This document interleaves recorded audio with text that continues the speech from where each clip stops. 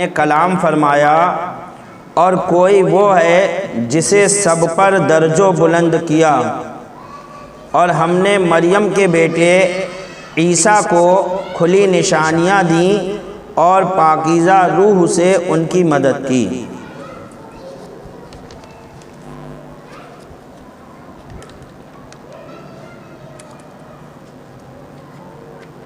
یعنی جو رسول مذکور ہوئے یہ فضل و درجات میں یکساں نہیں، یعنی اللہ تعالیٰ نے جن رسولوں کا ذکر فرماتا ہے کہ وہ فضل و درجات میں برابر نہیں ہیں، بلکہ اللہ نے کسی کو کسی پر زیادہ مرتبہ دیا ہے، بلکہ ہم نے ان میں سے بعض کو بعض پر بزرگیاں دیں، اور یہ حضرات اپنی خصوصیات و کمالات میں مختلف ہیں۔ ان میں سے بعض یعنی موسیٰ علیہ السلام سے رب نے بلا واسطہ فرشتہ کلام فرمایا۔ موسیٰ علیہ السلام کو اللہ تعالیٰ نے یہ شان عطا کی کہ بغیر فرشتے کے واسطے سے ڈائریکٹ کلام کیا، یعنی اور نبیوں کے پاس جو رب کا کلام آتا وہ فرشتے کے ذریعے سے آتا، فرشتہ آ کر سناتا نبی کو کہ اے نبی رب یہ فرماتا ہے، اور نبی جو ہے وہ قوم کو بتاتے۔ لیکن موسیٰ علیہ الصلوۃ والتسلیم سے اللہ تبارک و تعالیٰ نے ڈائریکٹ کلام کیا بغیر فرشتے کے، تو اسی لیے آپ کا لقب کلیم اللہ ہوا، اللہ سے کلام فرمانے والے ڈائریکٹ، اور انہیں کلیم اللہ کا خطاب بخشا، اور ان میں سے بعض یعنی محمد صلی اللہ علیہ وسلم کو بدرجہ بلند و بالا کیا کہ ان کی عظمت اور درجات انسانی سمجھ سے بالا تر ہے۔ یعنی حضور صلی اللہ تعالیٰ علیہ وسلم کی عظمت اور بلندیاں جو ہیں اللہ نے اتنی عطا کی ہیں کہ انسان اس کو سمجھ ہی نہیں سکتا، انسان کے سمجھ سے باہر ہے۔ سرکار کو کتنا اللہ نے عطا کیا ہے، کیا نعمتیں کیا بزرگیاں دی ہیں، یہ انسانی عقل میں آنے والی چیز نہیں، انسانی سمجھ سے بالا تر ہیں، اور وہ سید الانبیاء ہونے میں اس قدر مشہور ہیں کہ ان کے نام پاک لینے کی بھی حاجت نہیں، ہر ایک خود بخود ہی سمجھ جاتا ہے کہ اس شان والے حضور ہی ہیں۔ اور بنی اسرائیل کے آخری نبی یعنی عیسیٰ ابن مریم، سب سے آخری نبی بنی اسرائیل میں جو ہوئے وہ حضرت عیسیٰ علیہ السلام، تو حضرت عیسیٰ ابن مریم علیہ السلام کو کھلی ہوئی نشانیاں اور معجزات عطا فرمائے کہ انہیں بغیر باپ پیدا فرمایا۔ اللہ کی شان کہ دنیا میں بچے آتے ہیں تو باپ کو وسیلہ بناتا ہے اللہ تعالیٰ، لیکن جب حضرت عیسیٰ علیہ السلام کو اللہ تعالیٰ نے دنیا میں بھیجا تو بغیر باپ کے ہی دنیا میں بھیج دیا۔ انہوں نے مردوں کو زندہ کیا اور مادر ذات اندھوں اور کوڑیوں کو اچھا کر دیا۔ اللہ نے یہ طاقت ان کو عطا کی کہ مردوں تک کو انہوں نے زندہ کر دیا، اور جو ماں کے پیٹ سے اندھے پیدا ہوئے تھے، ماں کے پیٹ سے کوڑی تھے، جن کا کوئی علاج ہی نہیں تھا، ان کو بھی آپ نے اخیارہ کر دیا، ان کو بھی آنکھ عطا کر دی۔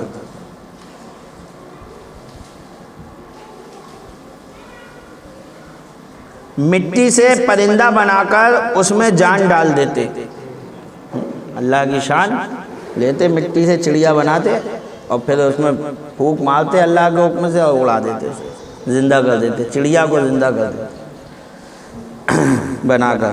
تو مٹی سے پرندہ بنا کر اس میں جان ڈالی، غیب کی خبریں دیں، انجیل جیسی عظیم الشان کتاب انہیں ملی، اور سب سے بڑھ کر یہ کہ روح القدس یعنی جبریل علیہ السلام کے ذریعے ان کی تائید فرمائی گئی۔ حضرت جبریل علیہ السلام ان کے ساتھ ہی رہا کرتے تھے ہر وقت، روح القدس کے ذریعے ان کی مدد ہوئی، یعنی جبریل علیہ الصلوۃ والتسلیم ان کے ساتھ ہی رہا کرتے تھے۔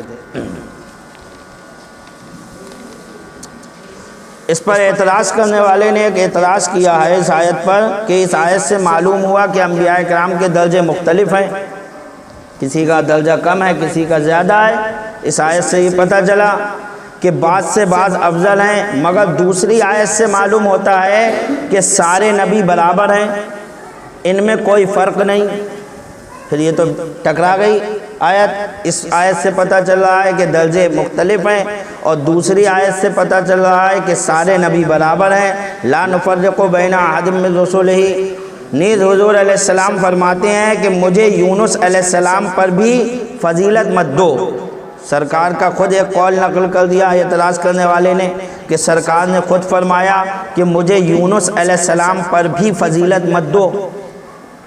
تو یہ اعتراض کرنے والا آدمی جو ہوتا ہے نا، سرکار کی شان گھٹانا چاہتا ہے، وہ اس طریقے کی باتیں لے کر کے آتے ہیں حدیث سے ہی، تاکہ آدمی کو گھمائے کہ دیکھو سرکار تو یہ کہہ رہے ہیں اور تم کہہ رہے ہو کہ سرکار کا مرتبہ بہت بلند و بالا ہے، اور سرکار فرما رہے ہیں کہ مجھے یونس علیہ السلام پر بھی فضیلت مت دو یا موسیٰ علیہ السلام سے افضل نہ کہو، ان میں مطابقت کیوں کر ہوگی؟ تو اس کا جواب دے رہے ہیں کہ لا نفرقو، یہ جو آیت ہے کہ کسی نبی میں فرق نہ کرو، لا نفرقو کے چند مطلب ہیں۔ ایک یہ کہ ہم یہود و نصارہ کی طرح انبیاء کرام پر ایمان لانے میں فرق نہیں کرتے۔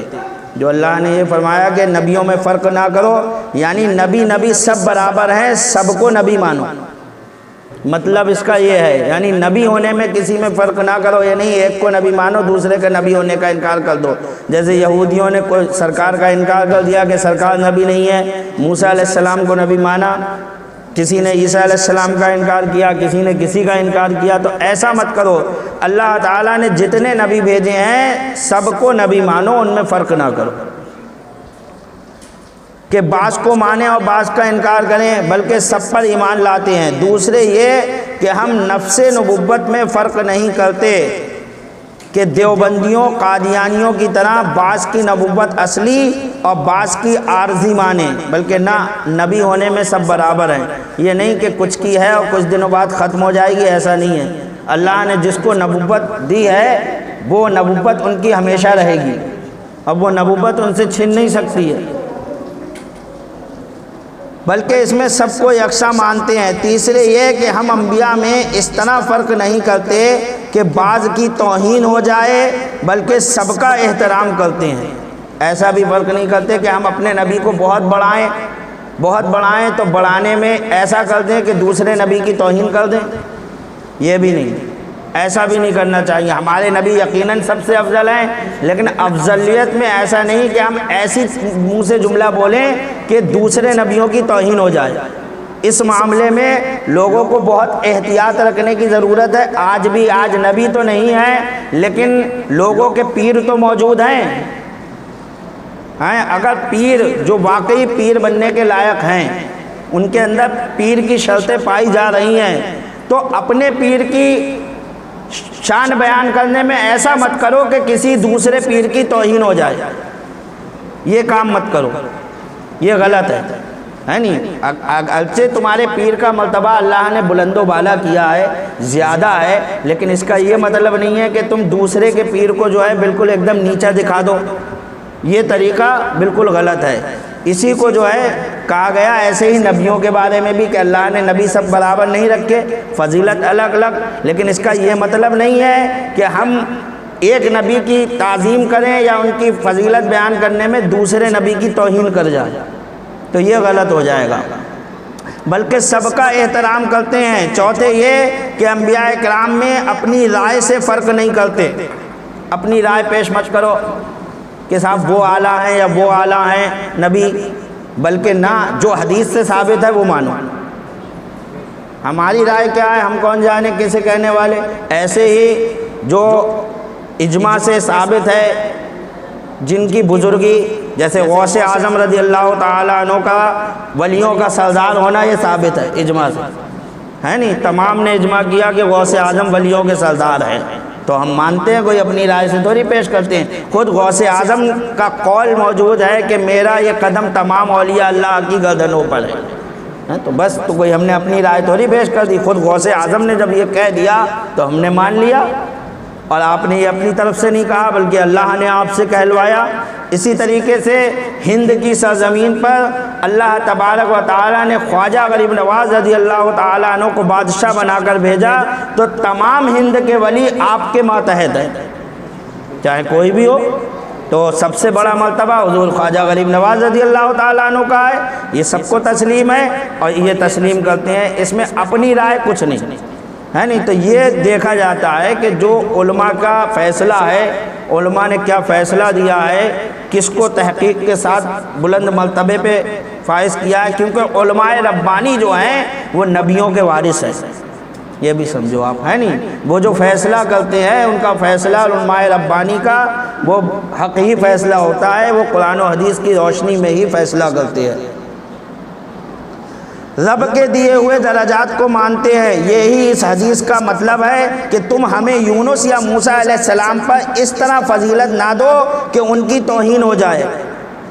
یہ جو سرکار نے فرمایا کہ تم ہمیں یونس پر فضیلت مت دو، موسیٰ پر فضیلت مت دو، اس سب کا مطلب یہی ہے کہ ایسی فضیلت مت دو کہ تم ان کی توہین کر بیٹھو ہماری فضیلت کے چکر میں۔ لہذا آیتیں اور احادیث مطابق ہیں۔ اب یہاں پر امام عشق و محبت سیدی سرکار اعلیٰ حضرت فاضل بریلوی رضی اللہ تعالیٰ عنہ کا بھی ایک واقعہ سن لو کہ آپ نے کیسا ادب سکھایا ہے۔ اور جو رضوی ہوگا واقعی، اور الحمدللہ رضوی جو ہے اعلیٰ حضرت کا ماننے والا، جو بھی صرف جو مرید ہے رضوی اعلیٰ حضرت کے خاندان سے، اعلیٰ حضرت کے سلسلے سے، وہی رضوی نہیں ہے، بلکہ ہر سنی مسلمان رضوی ہے، یہ آپ سمجھو، کیونکہ اعلیٰ حضرت نے ایمان و عقیدے کو بچایا ہے۔ اس سلسلے سے جو بھی اعلیٰ حضرت کا ماننے والا ہے، دیکھو اعلیٰ حضرت نے کیسا ادب سکھایا ہے، تو اس کے اندر بھی ادب ضرور ہوگا۔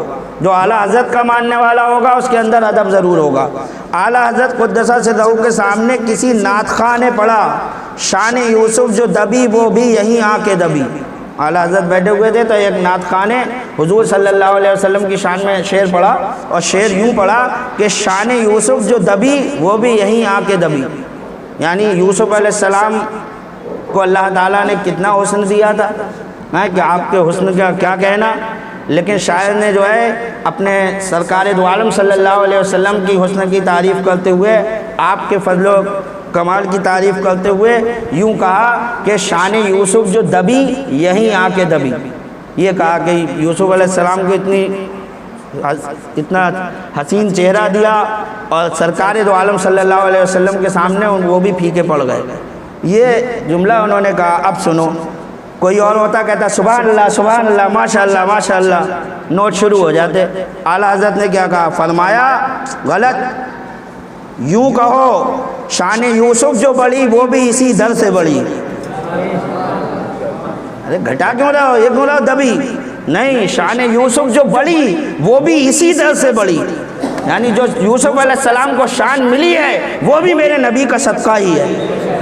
ان کی شان گھٹی نہیں ہے، ان کی شان دبی نہیں ہے، بلکہ ان کی شان بڑی ہے، ان کو جو حسن ملا ہے وہ بھی میرے نبی کا صدقہ ہی ہے۔ یہ اعلیٰ حضرت تھے۔ اعلیٰ حضرت کو لوگوں نے سمجھا ہی نہیں۔ اعلیٰ حضرت نے کبھی کسی کو جو ہے ایسا درس ہی نہیں دیا کہ کوئی کسی دوسرے کی توہین کرے، بلکہ ہمیشہ عشق دیا، لوگوں کے دلوں میں محبت ڈالی دوسروں کی، کہ دیکھو کس طریقے سے ادب ضروری ہوتا ہے۔ کوئی نبی عارضی نہیں مگر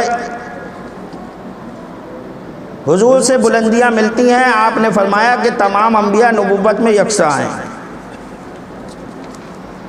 وَلَوْ شَاءَ اللَّهُ مَا اقْتَتَلَ الَّذِينَ مِن بَعْدِ مَا جَاءَتْهُمُ الْبَيِّنَاتُ وَلَٰكِنِ اخْتَلَفُوا فَمِنْهُم مَّنْ آمَنَ وَمِنْهُم مَّن كَفَرَ وَلَوْ شَاءَ اللَّهُ مَا اقْتَتَلُوا وَلَٰكِنَّ اللَّهَ يَفْعَلُ مَا يُرِيدُ۔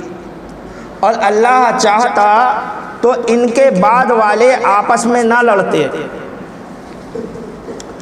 بعد اس کے کہ ان کے پاس کھلی نشانیاں آ چکی، لیکن وہ تو مختلف ہو گئے، ان میں کوئی ایمان پر رہا اور کوئی کافر ہو گیا، اور اللہ چاہتا تو وہ نہ لڑتے مگر اللہ جو چاہے کرے۔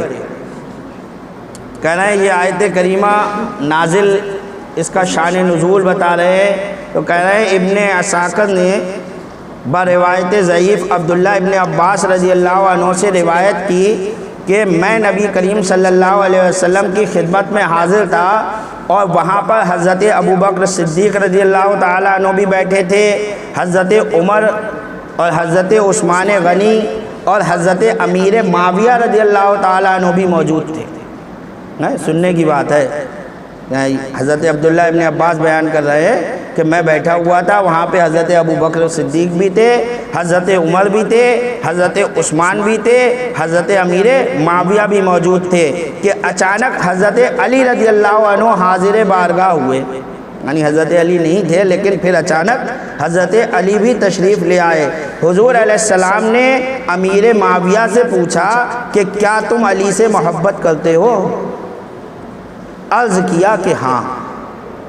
سرکار نے حضرت امیر معاویہ سے پوچھا، اے امیر معاویہ کیا تم علی سے محبت کرتے ہو؟ حضرت امیر معاویہ نے کہا ہاں۔ اب یہ کس کے سامنے کہہ رہے ہیں؟ ان کے سامنے کہہ رہے ہیں جو دلوں کی بات جانتے ہیں، ہے نہیں؟ اگر ذرا بھی دل میں حضرت امیر معاویہ کے کچھ ہوتا تو اللہ کے رسول غیب داں ہیں، وہ دلوں کی خبر رکھنے والے ہیں۔ فرمایا ان قریب، سرکار نے فرمایا جب حضرت امیر معاویہ نے کہا ہاں میں حضرت علی سے محبت کرتا ہوں، فرمایا ان قریب تم میں اور ان میں جنگ ہوگی۔ بولو، یہ خبر تو پہلے ہی سرکار نے دے دی تھی، آج کہتے ہو کہ حضرت امیر معاویہ اور حضرت علی میں جنگ ہوئی، حضرت امیر معاویہ نے جنگ کی، تو اس جنگ کی خبر تو اللہ کے رسول نے بہت پہلے دے دی تھی کہ یہ جنگ تو ہونا ہی ہے۔ کہا تم میں ان میں جنگ ہوگی۔ عرض کیا کہ یا حبیب اللہ جنگ کے بعد کیا ہوگا؟ جب آپ بتا ہی رہے ہیں کہ جنگ ہوگی تو یہ بھی بتا دیجئے کہ جنگ کے بعد کیا ہوگا؟ فرمایا معافی اور رضا۔ جنگ کے بعد یہ ہوگا کہ معافی ہوگی اور رضا ہوگی۔ امیر معاویہ نے کہا، امیر معاویہ کہنے لگے وَرَضِينَا بِقَضَاءِ اللَّهِ، تب یعنی میں اللہ کی قضا پر راضی ہوں۔ جب تقدیر میں یہ لکھا ہوا ہے تو میں اللہ کی قضا پر، اللہ کی تقدیر پر راضی ہوں۔ اس کے بعد آیت کا یہ جملہ نازل ہوا وَلَوْ شَاءَ اللَّهُ مَا اقْتَتَلُوا، اور اللہ چاہتا تو ان کے بعد والے آپس میں نہ لڑتے۔ تو یہ آیت کریمہ اس وقت نازل ہوئی، یعنی اس جنگ کا انجام آپس کی صلح صفائی ہوگی۔ یعنی اس جنگ کا انجام کیا ہوگا؟ سرکار نے فرمایا معافی اور رضا، یعنی آپس میں پھر صلح ہو جائے گی کہ آخر کار صلح ہو جائے گی، یا بارگاہ الہی میں حضرت علی مرتضیٰ کے لیے رضا ہوگی اور امیر معاویہ کے لیے معافی ہوگی۔ یہ مطلب بھی ہو سکتا ہے حدیث کا کہ حضرت علی کے لیے رضا ہے کہ اللہ حضرت علی سے راضی ہے، اور حضرت امیر معاویہ کے لیے معافی ہے، کیونکہ یہ خطائے اجتہادی تھی۔ تو جس میں اللہ، یہ تو پہلے ہی آپ کو بتایا جا چکا ہے کہ بندہ ایک عام آدمی کو اگر کوئی اللہ وہ توبہ کرے اور اللہ اسے معاف کر دے تو کسی دوسرے کو اس کے گناہ پر کچھ کہنے کی ضرورت نہیں ہے، اور وہ تو صحابی رسول گناہوں سے پاک ہے نہیں، اس پر کسی کو اعتراض کی کیا ضرورت؟ اپنا ایمان خراب کرتے ہیں جو حضرت امیر معاویہ کو برا کہتے ہیں، سمجھے؟ یہ سب پہلے ہی طے ہو چکا تھا، یہ سب باتیں اس میں حکمتیں ہیں، اللہ جانے اس کا رسول جانے، ٹھیک ہے؟ ہمیں چھوٹوں کو ان معاملوں میں پڑھنے کی ضرورت ہی نہیں ہے۔ ہمارے لیے حضرت امیر معاویہ کے لیے بھی محبت ہے اور حضرت علی کے لیے بھی محبت ہے، بس اتنا ہی کافی ہے۔ کوئی کتنا بہکائے کچھ کرے، یاد رکھو سیدھی سی بات اپنے دل میں ایک بات جما لو کہ کسی بھی صحابی کے لیے ہمارے دل میں ہرگز برائی نہیں آنا چاہیے، کوئی کتنا ہی کہتا رہے۔ گویا جناب علی کی ڈگری اور امیر معاویہ کی معافی، کیونکہ اس جنگ کی بنیاد نفسانیت پر نہیں للہیت پر ہے۔ اس پر بھی ایک اعتراض ہے، اس آیت سے معلوم ہوا کہ جتنی لڑائیاں ہوتی ہیں وہ خدا ہی کی مرضی سے ہوتی ہیں، تو کیا وہ خود بھی گناہ کر سکتا ہے؟ ایسا کرنے والا خدا ہی نہیں۔ امن میں خلل ڈالنا کسی اچھے آدمی کا کام نہیں۔ ستیات پرکاش یعنی کوئی پنڈت جی ہیں، انہوں نے یہ اعتراض کیا ہے کہ جب یہ اللہ کی مرضی سے لڑائیاں ہوتی ہیں تو اللہ بھی گناہ گار ہے، اور جو گناہ گار ہے وہ خدا نہیں۔ اس کا جواب پنڈت جی کی مرضی اور ہے اور ارادہ کچھ اور۔ دیکھیے ایک ہوتی مرضی اور ایک ہوتا ہے ارادہ۔ مرضی کہتے ہیں راضی ہونے کو، کسی کام پہ راضی ہو جانے کو، اور ارادہ جو ہوتا ہے اس میں رضا ضروری نہیں ہے کہ ہم اس میں جو ہے ہم راضی بھی ہوں اس کام سے. بہت سے کام ہیں ہم نے ارادہ کر دیا کہ یہ ہو رہا ہے ہونے دو، لیکن ہم راضی نہیں ہیں اس بات سے. مثال کے طور پر ایک بچے سے ہم نے کہا لکھو املا، اور ہم نے اس کو املا بولنا شروع کرا. ہم دیکھ رہے ہیں کاپی میں وہ کیا لکھ رہا ہے اور ہمیں دکھ رہا ہے کہ وہ غلط لکھ رہا ہے. تو ہمارا ارادہ تو ہے ہم لکھنے دے رہے ہیں، اس کو روک سکتے ہیں بیٹا غلط لکھ رہا ہے، لیکن ہم اس کو لکھنے دے رہے ہیں. ارادہ ہے تبھی تو وہ لکھ رہا ہے. اگر ہم ارادہ نہ کریں تو ہم روک دیں اس کو، بیٹا یہ غلط ہے، ایسے نہیں ایسے لکھو. لیکن ہماری اس پہ رضا نہیں ہے. ابھی بعد میں ہم کاٹا پیٹا کریں گے، سب اس کے نمبر کاٹیں گے. کیوں؟ راضی نہیں ہے اس غلط لکھنے سے. اگر راضی ہوتے تو اس پہ 100 کے 100 دیتے. تو ارادہ الگ چیز ہوئی اور رضا الگ چیز ہوئی. آدمی جو بھی گناہ کرتا ہے اللہ تعالیٰ اس گناہ کو پیدا کرتا ہے. پیدا کرنے والا سب کا خالق ہی ہے. تو ارادہ اس کا شامل حال ہوتا ہے ہر چیز میں، لیکن رضا نہیں ہوتی. وہ راضی نہیں ہوتا ہے اس کام سے. آپ گناہ کر رہے ہو، وہ آپ کے اس گناہ سے راضی نہیں ہے. جو بندے یہ کہتے ہیں ارے اللہ کی مرضی کے بغیر کیسے پتہ بھی نہیں ہل سکتا، تو وہ ارادہ جو ہے اس کا ارادہ ہے، لیکن وہ اس سے راضی نہیں ہے. کیوں؟ ارادہ اس لیے ابھی آپ کو کچھ نہیں کہہ رہا ہے، کیونکہ اگر ابھی کہہ دے گا، اگر ابھی آپ کو روک دے گا، آپ کو ابھی کوئی گناہ نہیں کرنے دے، تو پھر جنت اور جہنم کا معاملہ کہاں گیا؟ بھئی جنت اور جہنم کا معاملہ ہے، یہ تو آپ کو امتحان کے لیے یہاں اتارا گیا ہے. یہاں آپ جو کر رہے ہو وہ دیکھ رہا ہے، طاقت ہے اس میں، روک سکتا ہے، لیکن نہیں روکتا، کرنے دیتا ہے اس کام کو. اللہ کے ارادے کے بغیر تم کچھ نہیں کر سکتے، کر رہے ہو، لیکن وہ اس کام سے راضی نہیں ہے. تو ارادے اور رضا میں بہت فرق ہے.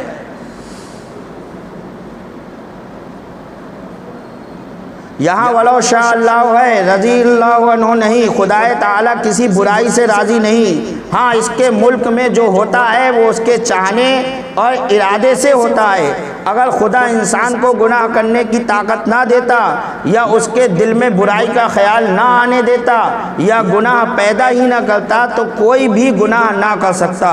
لوگ اس کی دی ہوئی طاقت سے، اسی کے پیدا کیے ہوئے خیال سے، اسی کے پیدا کیے ہوئے گناہ کرتے ہیں. بولو پنڈت جی، شراب نوشی، حرام خوری اور گاؤ ہتیا جو دنیا میں ہو رہی ہیں، اس کی خدا کو خبر ہے یا نہیں؟ اب ہم لوٹ کر انہی کو جواب دے رہے ہیں. تم بھی تو کسی کو خدا مانتے ہو. تم ہمارے خدا پر اعتراض کر رہے ہو، تم بھی کسی کو خدا مانتے ہو، تمہارا بھی کوئی پرماتما ہے. اب ہم تم سے لوٹ کر سوال کرتے ہیں کہ شراب نوشی، حرام خوری اور گو ہتیا جو دنیا میں ہو رہی ہیں، اس کی خدا کو خبر ہے یا نہیں؟ اگر نہیں تو وہ بے علم ہے. اگر آپ کہہ دو کہ صاحب اس کی خبر ہی نہیں ہے، تو پھر پرماتما بے علم ہے، جاہل ہے.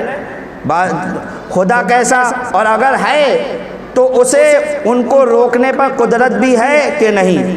اگر اسے خبر ہے تو یہ بتاؤ وہ روک سکتا ہے یا نہیں روک سکتا؟ گو ہتیا کرنے سے لوگوں کو روک سکتا ہے یا نہیں روک سکتا؟ اگر نہیں تو مجبور ہوا. پرماتما کیسا؟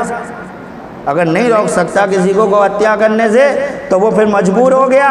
جو مجبور ہو گیا وہ پرماتما کیسا؟ وہ پرماتما کیسا؟ اور اگر ہے تو اس کے چاہے سے یہ کام ہوا یا بغیر چاہے سے؟ اگر روک سکتا ہے تو بتاؤ پھر روکا کیوں نہیں؟ اس کی مرضی سے گو ہتیا ہوئی یا بغیر مرضی کے؟ بغیر چاہے. اگر بغیر ارادے ہو گیا تو اس کا جہاں پر پورا قبضہ نہ رہا. اگر کہو بغیر اس کے چاہنے سے ہو گیا تو پھر اس کا قبضہ ہی کہاں ہے پورا؟ کیسا پرماتما ہے کہ اس کے بغیر چاہے سے کام ہو رہے ہیں دنیا میں؟ تو بغیر قبضے اس کا قبضہ نہ رہا، وہ خدا کیسا؟ اور اگر ہے یعنی اس کے چاہنے سے ہوا ہے، اور اگر اس کے ارادے سے ہوا، تو یہی تو ہم بھی کہتے ہیں. اگر وہیں آؤ گے بات کہ نہیں اس کے ارادے سے ہوا ہے لیکن وہ راضی نہیں ہے، تو یہی تو ہم بھی کہتے ہیں کہ ہر کام اللہ کے چاہنے سے ہوتے ہیں لیکن اللہ کی رضا سے نہیں. رضا الگ چیز ہے اور چاہنا الگ چیز ہے. وَمَا عَلَيْنَا إِلَّا الْبَلَاغُ. ایک اعلان سن لیجئے.